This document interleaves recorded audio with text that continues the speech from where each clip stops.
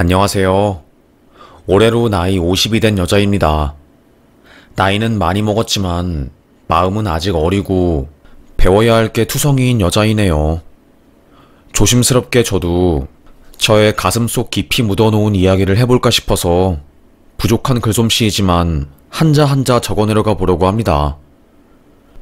저는 어릴 때부터 할머니와 함께 살았습니다. 엄마 아빠는 없었어요.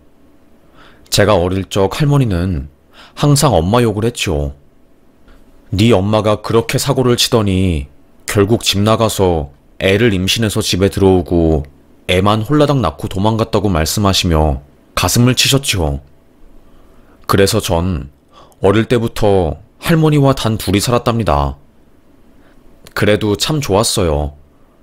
어릴 때 친구들을 잘 만나서 다행히 부모 없다고 놀림받는 일도 없었고, 할머니도 저를 키우실 때까지만 해도 경제적으로 넉넉한 형편이었지요.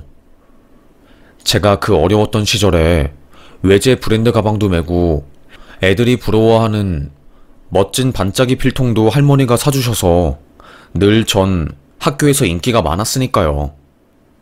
지금 생각해보면 할머니는 제가 기죽지 않길 바라는 마음에서 무리해서 손녀에게 최고로 좋은 것을 사주신 것 같아요. 그런 할머니가 갑자기 쓰러지신 이후로 형편은 급격하게 기울었어요. 고사리 손으로 할머니 간병을 시작했고, 고등학교 3학년이 될 때까지 저는 학교와 병원을 오가면서 살았으니까요. 어르신들은 한 번 쓰러지면 계속해서 아픈 곳이 생기고, 그리고 한 번 아프면 쉽게 낫지도 않잖아요. 오히려 더 상황이 악화되기도 하고요. 우리 할머니도 마찬가지였어요. 나중에는 상황이 악화되어서 호흡기가 없으면 숨을 못 쉬었고, 기계에 의존해서 겨우겨우 생명을 의존하는 상태였고요. 할머니 간병을 하고 밤 늦은 시각에 버스가 끊겨 혼자서 병원에서 집까지 터덜터덜 걸어갈 때면 어찌나 외로웠던지 저도 모르게 눈물이 나더라고요. 너무 외로우니까 제발 할머니가 오래 살았으면 좋겠고, 지금 이 상태라도 좋으니 내 곁에서 계속 머물러 주셨으면 좋겠다 라고 생각했습니다. 하지만 생각대로 흘러가는 게 인생이 아니더라고요. 다음날 저의 소원이 무색하게 할머니는 숨을 거두셨습니다. 학교에서 공부를 하고 있었어요. 수학 시간이었는데 갑자기 저희 담임 선생님인 국어 선생님이 교실 앞문을 여는 겁니다. 수학 선생님은 놀라서 나갔고, 둘이서 소곤소곤 이야기를 하다가 소진아, 가방 챙겨서 나와.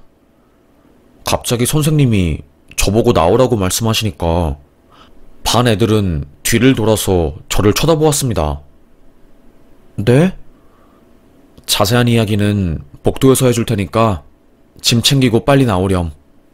아이들이 다 쳐다보는 상황에서 저는 영문도 모른 채 가방을 싸서 밖으로 나갔고, 수도과 옆에서 기다리고 있었던 담임 선생님이 저에게 손짓을 했습니다.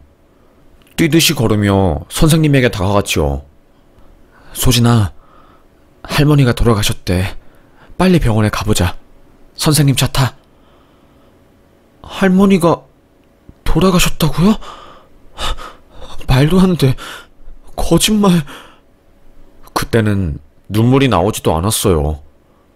선생님은 저의 손을 잡고 주차장 쪽으로 가셨고, 저는 선생님 차를 타고 병원에 갔습니다.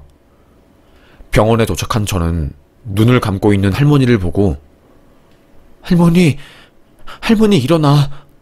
나왔어 할머니. 아무 말도 없었어요.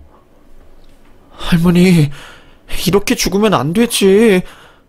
나 외로워서 어떻게 살라고. 내가 얼마나 외롭고 힘든데. 나 할머니 없으면 아무것도 아니야. 할머니. 의료진들이 와서 대성통곡하는 저를 꼭 안아주었어요. 병원 전체가 떠나가라 자지러지게 우는 저를 보며 의료진들도 눈물을 삼켰지요. 할머니는 따뜻했어요.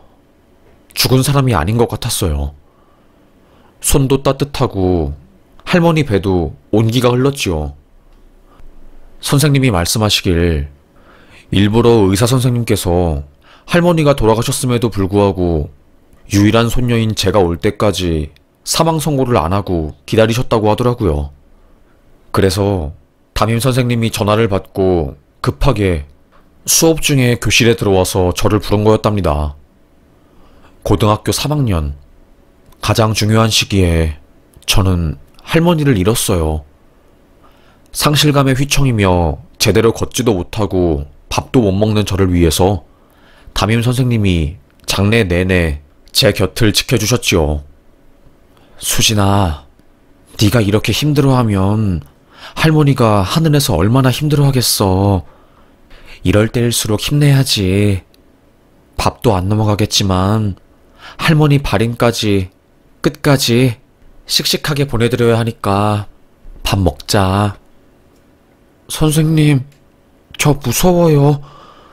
이제 저는 고아예요. 할머니도 없고 가족도 없고.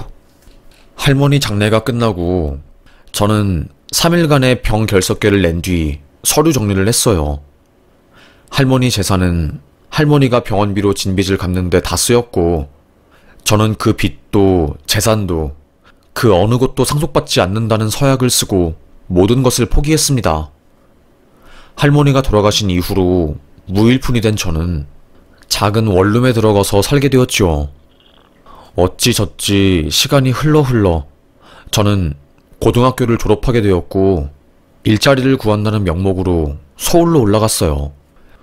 그때 담임 선생님이 제 손에 쥐어준 차비, 제 가방에 있는 월세 보증금 봉투가 저의 전 재산이었지요. 처음에는 미용 일을 배웠어요. 여자가 미용 기술을 잘 배우면 죽을 때까지 굶어 죽을 일 없이 떵떵거리면서 잘 살 수 있다는 말 때문에요.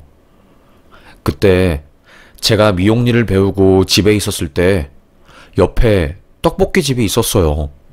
점심때는 항상 그 떡볶이 집에서 튀김도 먹고 어묵도 먹고 이런저런 음식들을 사다 먹었죠. 그러다 보니까 거기 주인 아주머니랑 친해졌습니다. 전 수다 떠는 것을 무척이나 좋아하는데 서울에 혼자 올라오다 보니까 누구랑 말을 할 기회가 없더라고요. 그래서 밥 먹을 때 분식집에서 주인 아줌마랑 수다 떠는 게 저의 유일한 낙이 되었지요. 아줌마는 겨울에 총총걸음을 하면서 분식집으로 들어와 떡볶이 하나를 시켜서 배를 채우는 저에게 뜨끈한 국물이 있는 우동을 내어주셨습니다. 아주머니, 저희가 안 주셔도 되어요. 죄송스러워서 어째 맨날 이렇게 얻어먹어요. 저 진짜 괜찮아요. 에이, 그러지 말고 먹어. 아가씨 때문에 요즘 말동무가 생겨서 행복해. 아가씨가 나한테 주는 기쁨이 있으니까 괜찮아. 겨울에는 따뜻한 우동이나 잔치국수, 여름에는 시원한 냉미역 오이국, 봄에는 향긋한 돌나무 동치미, 가을에는 군고구마 등등 아낌없이 저에게 가게 음식들을 내어주는 아주머니였습니다. 제 마음속에는 그 분식집 아주머니가 엄마였어요. 어느 날이었어요. 아주머니가 아가씨는 남자친구 있어? 남자친구 없어요. 먹고 사는 것도 힘든데 남자친구 사귈 여유가 어디 있겠어요. 그러면 우리 아들 만나볼티요? 아니, 아가씨가 참 착하고 말하는 것도 이쁘장하게 말하고 마음씨도 고운 것 같아서 우리 아들은 학교 졸업하고 바로 트럭 운전하면서 먹고 살아. 엄마가 이런 일해서 그런지 아들도 가방끈이 길진 않은데 큰 트럭 몰면서 짐 옮겨주는 일에서 돈은 잘 벌어. 우리 아들도 참 착하고 맨날 운전하는 일만 하니까 여자 만날 수 있는 기회가 없나비여. 그래서 아가씨 만나면 참 좋을 것 같아서 내가 중매 좀 서보려고 하는데. 아휴, 저야 좋죠. 그날 저녁 바로 아주머니 아드님이 분식집에 오게 되었고 미용실에서 퇴근하는 저를 기다렸던 아줌마는 아가씨, 오늘 저녁이야. 저녁은 우리 가게에서 먹는 걸로 하자고. 우리 아들이 가게에 왔거든. 저는 다시 미용실로 들어가서 머리에 물을 뿌리고 드라이를 하기 시작했습니다. 그래도 소개를 받는 자리이니만큼 여자로서 이뻐 보이고 싶더라고요. 얼굴에 하얗게 분칠도 하고 입술에는 생기 있게 립스틱도 딱 바르고 옷매무새도 가다듬고 분식집으로 들어갔습니다. 그때 마주하게 된 한 남자. 제 눈에는 너무나도 잘생겼고 듬직하고 멋있어 보였어요. 저를 본 그 남자의 표정도 저에게 뿅 하고 반한 것 같은 표정이었죠. 저는 그날 함께 밥을 먹었고 수많은 이야기를 술술 하게 되면서 감정이 싹 텄습니다. 교제하게 되었고 딱 1년 사귀고 결혼했어요. 왜냐하면 아이가 생겼거든요. 혼전 임신을 하면 사람들의 손가락질을 받고 몹쓸 짓을 했다는 편견이 가득했지만 시어머니 될 분식집 사장님은 저를 꼭 안아주면서 복동이가 들어온 거니까 절대로 기죽지 말라고 저를 응원해줬습니다. 그런데 참 인생이라는 게 왜 이렇게 힘든 건지 혼인신고를 하고 아이 태교를 준비한다고 미용실까지 그만둔 저에게 상상도 하기 싫은 일이 생기고 말았습니다. 약품을 만지면 뱃속에 있는 아기가 잘못될 수도 있다는 주변의 말을 듣고 열심히 배우고 또 기술을 익히던 미용실을 그만둔 그날, 저는 미용실 사장님이 한턱 쏜다는 말에 건너편 고깃집으로 향하고 있었어요. 미용실 사장님은 미리 그 가게에 가 있으셨고 저는 뒷정리를 다 하고 난 뒤 회식 장소로 갔지요. 그때 사고가 났습니다. 교통사고로 인해 저는 도로 한복판에서 의식을 잃었고 눈을 떠보니 병원이었어요. 아이는 이미 제 뱃속에서 사망한 상태였습니다. 저를 살리기 위해서 아이를 포기하는 것이 최선이었고 교통사고로 인해서 많이 망가진 자궁 때문에 저는 더 이상 임신할 수 없는 몸이 되었죠. 아이도 잃고 몸이 많이 망가진 저는 미용실에 다시 복직하지 못하고 어머님의 분식집을 도와드리며 살게 되었습니다. 그래도 어머님은 저를 무척이나 좋아해 주셨고 남편보다 어머님과 함께 있는 시간이 더 편할 정도로 저는 어머님과 친했어요. 그래서 함께 일하는 게 전혀 불편하지 않았지요. 시어머니와 며느리가 같이 운영하는 분식집으로 소문이 나니까 사람들이 신기하게 보기도 하고 오히려 매출도 조금씩 오르기도 했어요. 거의 10년 정도 함께 일했을까요? 그 무렵 어머님이 자꾸 툭툭 까먹는 겁니다. 떡볶이 소스를 넣었는데도 안 넣은 줄 알고 새주걱이나 고추장을 듬뿍 퍼서 넣는 바람에 소스가 너무너무 짜게 되었을 때도 저는 어머님의 단순 실수인 줄 알았어요. 그런데 제 이름을 까먹거나 혹은 저를 손님으로 착각하고 저에게 떡볶이를 건네줄 때면 전 정말 당황스러웠습니다. 이 사실을 조심스럽게 남편에게 전했어요. 여보, 요즘 어머님이 자꾸 깜빡깜빡 하시는 것 같아. 그래? 아무래도 엄마가 나이도 있고 그래서 그런 것 같은데? 그치. 근데 며칠 전에는 나보고 손님 여기 앉으셔요. 떡볶이 드실 거죠? 이랬던 적도 있었어. 나중에 어머님이 알아차리시고는 나한테 미안하다고 하긴 했지만 이건 아니잖아. 저랑 남편은 이야기를 나누다가 아무래도 치매 같다는 생각에 다음날 바로 병원 예약을 했습니다. 작은 병원에서는 치매 확률이 높으니 소견서를 써줄 테니까 큰 병원에 가서 진료를 받으라고 했어요. 큰 병원에서 어머님은 결국 치매 초기 진단을 받으셨습니다. 초기라서 분식집을 함께 운영하는 데에는 문제가 없었지만 그로부터 2년이 지난 후로 어머님의 상태는 더더욱 악화되어서 불과 기름이 있는 위험한 분식집 주방에서 더 이상 일할 수 없게 되었어요. 치매라는 게 약을 먹으면 더 좋아지는 게 아니라 단순히 진행 속도를 늦춰주는 것일 뿐이니까요. 남편이 일을 그만두고 어머님을 조수석에 태워서 함께 모시고 다니면서 일하기로 했고, 저는 혼자서 분식집을 운영하게 되었어요.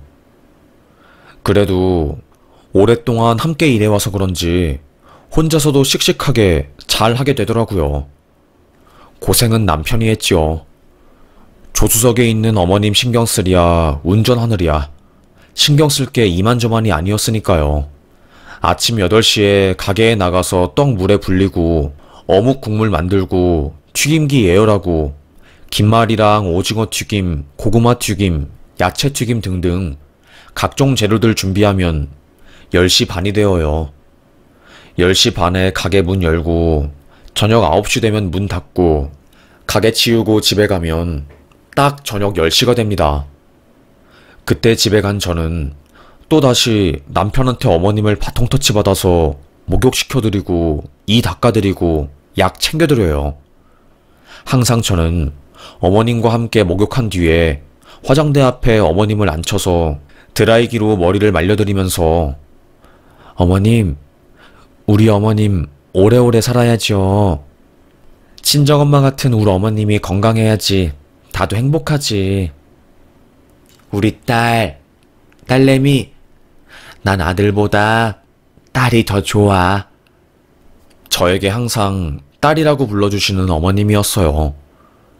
제가 엄마 아빠 없이 할머니 손에서 자란 것을 가여이 여겨주신 우리 시모는 저를 딸처럼 대해줬거든요. 그래서 치매에 걸려도 저를 딸로 기억해 주시고 저에게는 티 없이 맑은 웃음을 지어주셨습니다. 간병이 힘들긴 했지만 그래도 남편이 하루 종일 어머님을 모시고 있으니 그나마 할만했어요. 매일매일 반복되는 쳇바퀴 같은 삶이 굴러가고 있을 때 분식집에 갑자기 옆집 미용실 아주머니가 뛰쳐들어오는 겁니다. 수진아, 전화 안 받고 뭐해? 큰일 났어 지금. 진짜 미치겠다. 아주머니, 아니 무슨 일이세요? 땀이 분수처럼 흐르고 있어요. 너 당장 전화기 확인해봐. 전화기를 연 순간 부재중 전화 20통이 와 있었어요. 4통은 병원에서 온 전화였고 나머지는 남편 회사 사람이 저에게 한 전화였죠. 걸려온 전화에 다시 전화를 걸어서 자초지종을 물으니 당장 병원으로 오라고 하더라고요. 제가 전화를 하도 안 받으니까 남편 동료들이 수소문해서 제가 예전에 일했던 미용실까지 전화를 해서 연락을 한 거였습니다. 저는 헐레벌떡 가게 문을 닫고 남편 동료가 말해준 그 병원 주소로 달려갔고 그곳에서 주저앉고 말았습니다. 남편이 타고 있는 자동차가 전복 사고가 일어났대요. 트럭에 짐을 가득 싣고 도로를 달리던 남편의 차는 빠른 속도로 달려가는 관광버스에 치여서 옆으로 미끄러졌대요. 그날 비가 억수로 많이 내리는 날이었고 그 관광버스는 강원도로 내려가는 아줌마 아저씨들이 막걸리를 마시고 정신없이 춤추고 노래 부르고 운전기사도 건네주는 막걸리를 마시고 정신을 놓은 거였죠.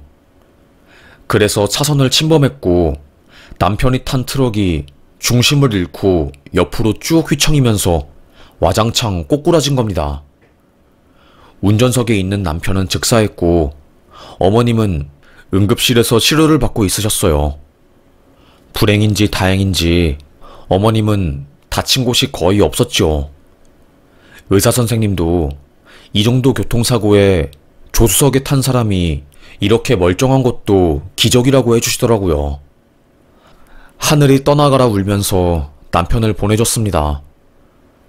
내 인생에 2번 다시 죽음은 없을 줄 알았는데, 아니, 있더라도 이렇게 일찍 올 줄 몰랐는데, 제일 사랑하는 남편을 떠나보냈어요. 그날은 하늘도 슬픈지 장대비가 쏟아져서 발인 날 정말 힘들었어요. 아무것도 모르시는 어머님이지만 아드님이 떠나갔다는 그 사실은 똑똑히 인지하시는 듯 해보였어요. 어머님은 오전 아침 일찍이나 오후에는 잠깐 제정신으로 돌아오기도 하거든요. 그럴 때면 예전 기억이 또렷하게 떠오르고 누가 누군지 다 아시거든요. 하여튼 남편이 죽은 이후 전 분식집을 그만두고 어머님 간병을 하게 되었습니다. 분식집을 하면서 치매 걸린 어머님 간병까지 하는 것은 불가능했거든요. 주변 사람들은 친엄마도 아닌데 시어머니 간병한다고 일까지 그만두는 것은 좀 아니지 않냐, 똑똑하게 행동해야 하지 않겠냐 하면서 충고를 하기도 했지만 마음이 걸리더라고요. 잠시 분식집을 접은 저는 집에서 어머님을 모시면서 함께 할 수 있는 부업을 시작했습니다. 인형 눈 붙이기, 봉투 접기 등등 집에서 할 수 있는 일이란 일은 다 했던 것 같아요. 그래도 남편이 죽을 때만 해도 어머님 치매가 그렇게 심한 편은 아니라서 힘들지는 않았는데 10년, 20년이 흐르니 치매도 엄청 심해졌습니다. 벽에 똥칠하는 것은 기본이고 온 집안의 휴지를 다 뜯어가지고 구멍이란 구멍에는 다 넣어놨어요. 서랍장 문을 열면 휴지 뭉탱이들이 쏟아져 나오고 신발 안에도 휴지 뭉텅이, 심지어는 변기통에도 휴지를 넣어놔서 맨날 막혔답니다. 어머님, 대체 왜 이러세요? 저도 이제는 힘들다고요. 언제까지 이렇게 절 힘들게 하실 건데요? 제가 화를 내면 어린아이처럼 울면서 머리를 벽에 쾅쾅 박았습니다. 진이 빠지더라고요. 아침에 일어나서 어머님 약 먹이고 점심 챙겨드리고 일하다가 또 잠잠하면 어머님이 벽에 똥칠하고 변기통에서 세수하고 뒷수습하면 저녁에 저녁밥 좀 하려고 하면 갑자기 현관문을 열고 뛰쳐나가고 된장찌개 다 만들어 놓으면 그 안에 휴지 넣고, 그런 세월이 20년이 넘게 흐르다 보니까 저도 우울증이 왔습니다. 차마 어머님 앞에서 죽고 싶다고 말할 수는 없으니 정신과 의사한테 가서 그냥 콱 죽고 싶어요. 요 며칠 전에 뉴스 봤는데 어머님 간병하는 며느리가 30년 간병하다가 결국 시어머님 죽이고 아파트에서 며느리는 뛰어내렸다는 내용이 나오더라고요. 그런데 그게 남일 같지가 않았어요. 요즘은 그냥 어머님이 죽었으면 좋겠어요. 여유가 없었습니다. 제가 지금까지 분식집 하면서 모아온 돈과 남편 보험금은 어머님 병원비랑 생활비로 다 쓴 지 오래였고, 조금씩 부업한 거랑 나라에서 나오는 돈으로 하루하루 살고는 있지만 그것도 부족해서 야금야금 대출했거든요. 집에 가면 우체통에 통지서가 쫙 쌓여 있으니까 그거 보는 것도 숨막히고 우울했습니다. 그래서 저도 모르게 어느 순간 어머님한테 짜증을 내고 있더라고요. 사람 속도 모르고 또 온 집안에 휴지 뭉탱이를 넣어놓은 어머님을 발견한 순간, 어머님, 이럴 거면 빨리 죽으시든가요. 제가 언제까지 시다발이 일하면서 살아야 해요? 저도 밖에 나가서 남이 해주는 밥 먹고 싶어요. 너무 힘들어요. 사람 사는 것 같지가 않다고요. 어머님이 펑펑 울자 저도 펑펑 울면서 서로 눈물바다가 되었습니다. 제 마음을 알아서 우는 것인지 아니면 큰 소리로 소리치는 제가 무서워서 우는 것인지 알 길이 없었지요. 그 다음날 저는 어머님, 저 요 앞에 잠깐 나가서 두부 좀 사올 테니까 기다리고 있어요. 10분 안에 갔다 올 테니까. 어머님 방문을 굳게 잠그고 슈퍼마켓에 가서 두부를 사왔어요. 터덜터덜 걸으며 집으로 가는데 아파트 1층에 사람이 모여있는 겁니다. 웅성웅성 거리면서 경비 아저씨랑 아주머니가 있길래 다가가서 봤더니 세상에, 저희 어머님이 화단에 쓰러져 있는 거였어요. 저도 모르게 고함을 질렀습니다. 앰뷸런스가 집 앞에 와서 어머님을 싣고 갔고 형사들이 와서 상황을 파악했어요. 경비는 지나가다가 화단에 할머니가 쓰러져서 숨을 안 쉬는 것을 보고 구급차에 전화를 했다고 하더라고요. 평소에 저는 집을 비우는 일이 없는데 그날은 그래도 어머님이 얌전히 있어줄 것 같다는 생각에 잠깐 10분도 아니고 5분 집을 비운 사이에 일이 터진 거였어요. 그 전날에 어머님한테 죽으라고, 이럴 거면 그냥 죽어버리라고 한 말이 그렇게 후회스럽더라고요. 저 때문에 어머님이 안 좋은 선택을 했구나. 내가 사람을 죽였구나. 죄책감에 숨이 안 쉬어졌습니다. 워낙에 낙후된 아파트라서 CCTV도 없고 어머님이 어떻게 죽은지 제대로 알 수 없는 상황이었어요. 저는 어머님이 저의 말을 듣고 충격받아서 아파트에서 극단적인 선택을 한 줄 알고 저 또한 극단적인 선택을 하려고 집으로 갔습니다. 어머님, 죄송해요.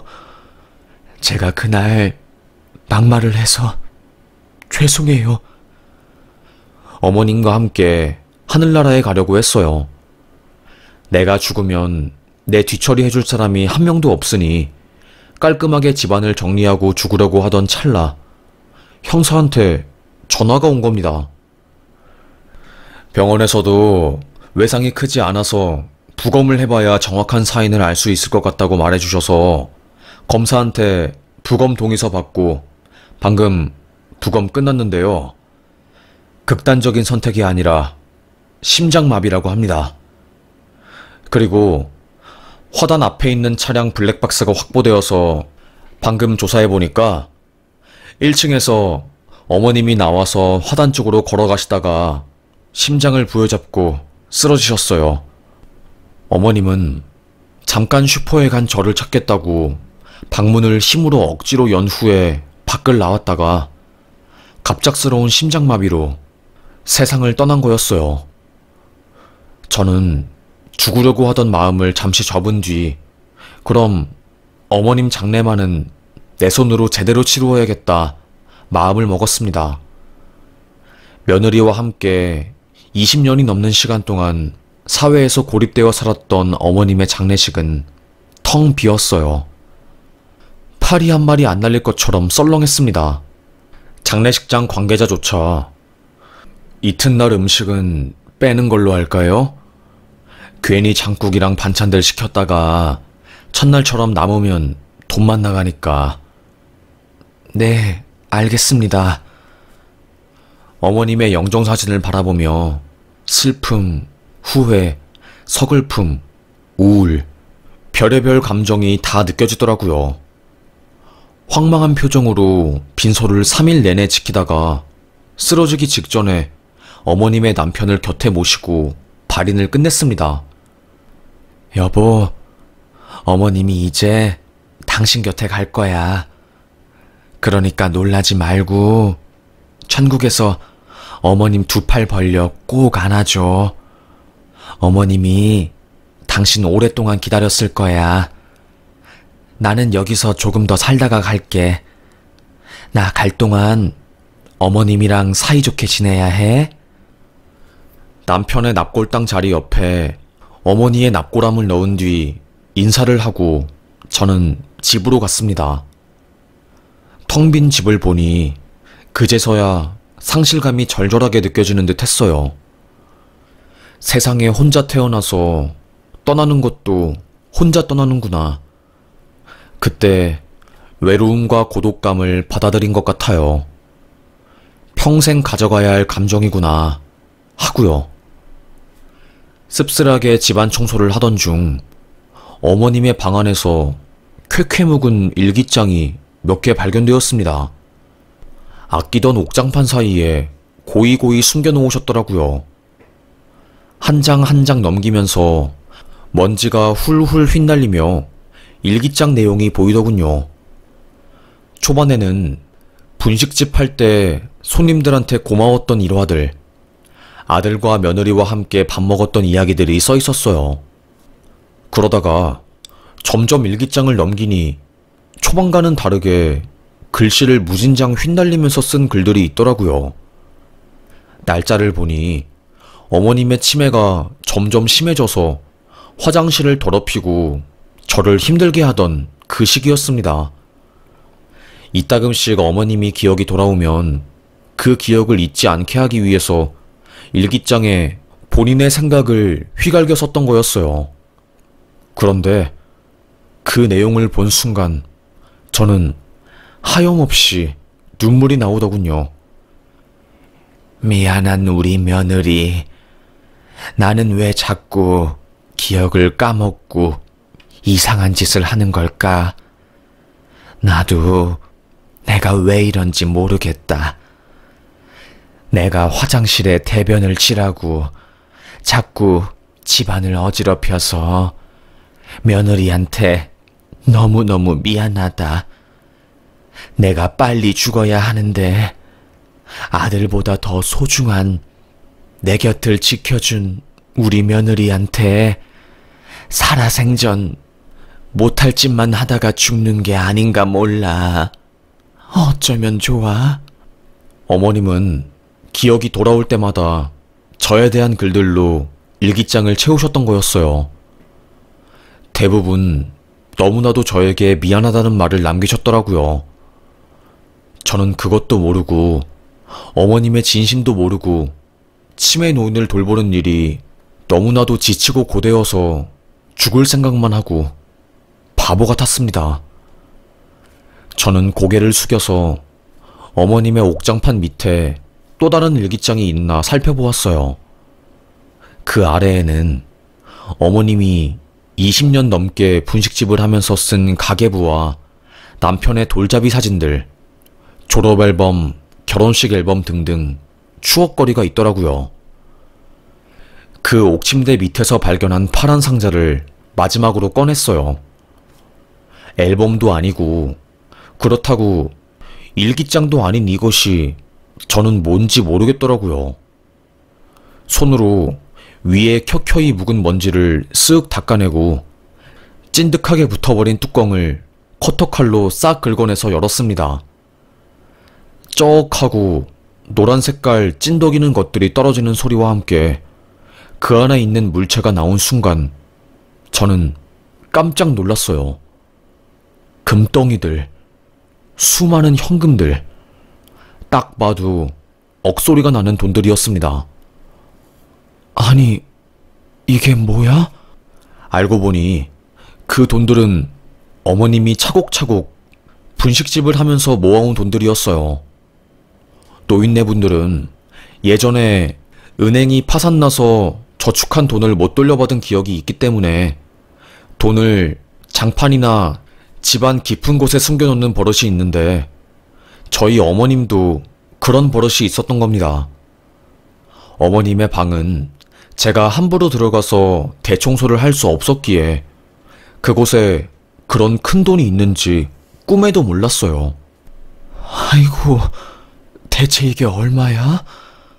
어머님 당신은 양말에 구멍이 나도 괴어입고 한 번도 새 옷 산 걸 본 적이 없었는데 자식들 위해서, 며느리 위해서 이렇게 돈을 꽁꽁 모아놓다가 돌아가셨구나. 아이고.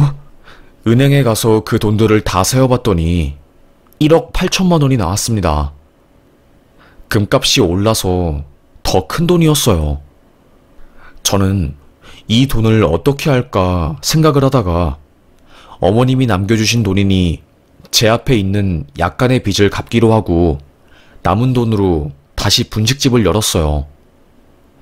항상 어머님은 분식집이 자신의 인생이라고 나중에 여유가 생기면 자기처럼 힘들게 산 사람들을 위한 저렴한 가게를 열어서 나눠주고 베풀면서 살고 싶다고 했거든요. 그 말이 머릿속에 탁 하고 스쳐 지나가더라고요. 20년 전에 제가 30살 무렵에 어머님과 함께 하던 그 분식집을 찾아가 보니 여전히 재개발이 안 되었고 달동네 그 모습 그대로 있더라고요. 빨간 벽돌에 금방이라도 허물어질 것 같은 건물. 이미 그 동네는 가난한 사람들이 빼곡하게 모여 살고 있었고 발 디딜 틈 없어 보였습니다. 부동산에 가서 물어보니 상가 자리가 하나 있다고 하길래 권리금 없이 냅다 계약하고 종로에 가서 분식 도구를 산 뒤 개업을 했어요. 기초생활수급자, 차상위 계층 손님들은 모든 음식 공짜, 초등학생 아이들 급식카드 받는 모든 청소년들 전 메뉴 공짜라고 써놓으니 사람들은 저를 보고 사기꾼이라고 손가락질을 하다가 정말로 제가 무료로 음식을 나누어 주니 동네에 소문이 퍼졌습니다. 춘자네 분식. 아주머니가 춘자요? 어찌 이런 좋은 일을 하는 거요? 저희 시어머님 이름이 박춘자셔요. 제 이름은 소진입니다. 어머님의 뜻을 이어받아서 어머님 이름으로 좋은 일 하고 싶어서 이렇게 시작하게 된 거예요. 친엄마도 아니고 시어머니를 위해서 분식집에서 무료로 음식을 나누어 주고 기부를 한다는 소식은 동네를 넘어서 그 주변 사람들에게까지 알려지게 되었고 곧 각종 기부단체와 사람들에게서 불티나게 전화가 왔습니다. 기부하고 싶다고, 나도 그렇게 살고 싶다고 하면서요. 제가 상상한 것 이상으로 사람들은 도움을 주러 왔고 그래서 저는 사람들 덕분에 박춘자라는 어머님의 이름 석자를 걸고 10년 넘게 무료 분식집을 운영하고 있네요. 마음씨 좋은 분들은 떡볶이 1인분만 먹고 10만 원을 내고 가면서 자기도 기부하고 싶다고 마음을 베풀어주고는 한답니다. 아직 세상은 살만한가 봐요. 저도 죽고 싶었지만 어머님의 마지막 일기장을 발견한 후 다시 살 용기를 얻은 것처럼 제가 드리는 분식 1인분이 누군가에게는 어머님의 일기장과 같은 힘이 되길 바라면서 오늘도 힘내며 하루하루 살고 있습니다. 제 이야기는 여기까지였네요. 길고 긴 인생 이야기 끝까지 들어주셔서 감사합니다. 사연이 재미있으셨다면 다음 영상도 시청해주세요. 오늘도 좋은 하루 보내시길 바라겠습니다. 감사합니다.